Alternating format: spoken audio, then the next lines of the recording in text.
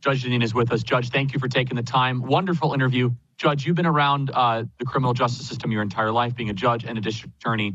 What struck you most powerfully about this case and also meeting Daniel Penny personally, Judge? Well, first of all, it's good to be able to chat with you, Charlie. A couple of thoughts.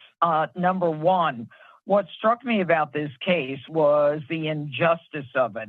You've got to understand that I have worn the same and stepped in the same shoes as Alvin Bragg. I've been a district attorney who presents cases to the grand jury and prosecutes them. I've been in the same shoes as the judge, a county judge who's trying felony cases. And, the New York law is my wheelhouse. I was stunned with the choice and the decision to prosecute this case when the police originally allowed Danny Penny to leave. It was clear that this was justified. But once Al Sharpton got in and you have a progressive leftist Soros-funded DA, well, then all of a sudden the criminal justice system was going to spin on a racial focus. And you have a white man who they believed was responsible for the death of a black man. So it started there, and it was very disappointing. The DA's office in Manhattan, I thought, was shameful in the way they pursued this case. Their witnesses were shameful, their wheeling and dealing, and their decision toward the end to dismiss the man, too, after there was a hung jury in the hopes of getting them to compromise on crim neg homicide. That was pretty awful. But for me, meeting Danny Penny, I had met him the week before. I'd gone to dinner with him and his lawyers, and who I know very well. His lawyers worked in my office when I was the DA.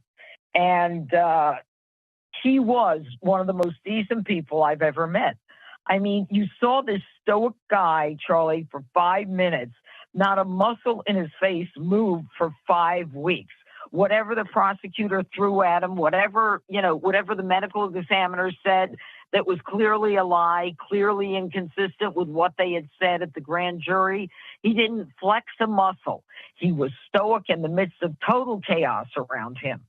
And more than anything, Danny Penny, in my exclusive first interview, was a gentleman.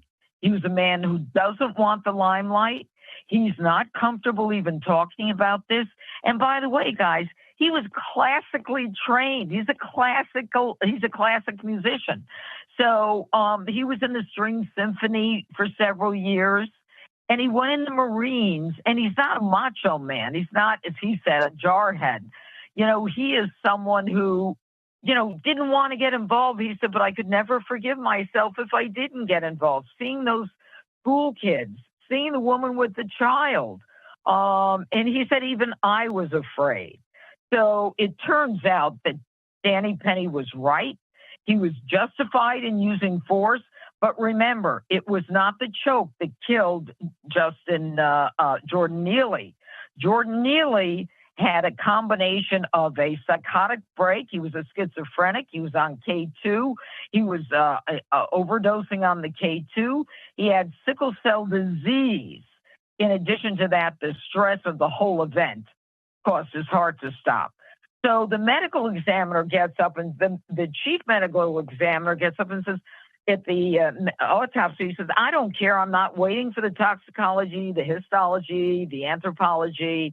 As far as I'm concerned, the truth is that this is a guy who choked Jordan Neely. And so they just said cause of death is a homicide. That wasn't true. If they waited for the toxicology, they would have seen the K2. And if they waited for that, they would also have seen the fact that he was someone who was sickling the whole time. So, I mean, God bless Danny Penny. In the end, he is my hero.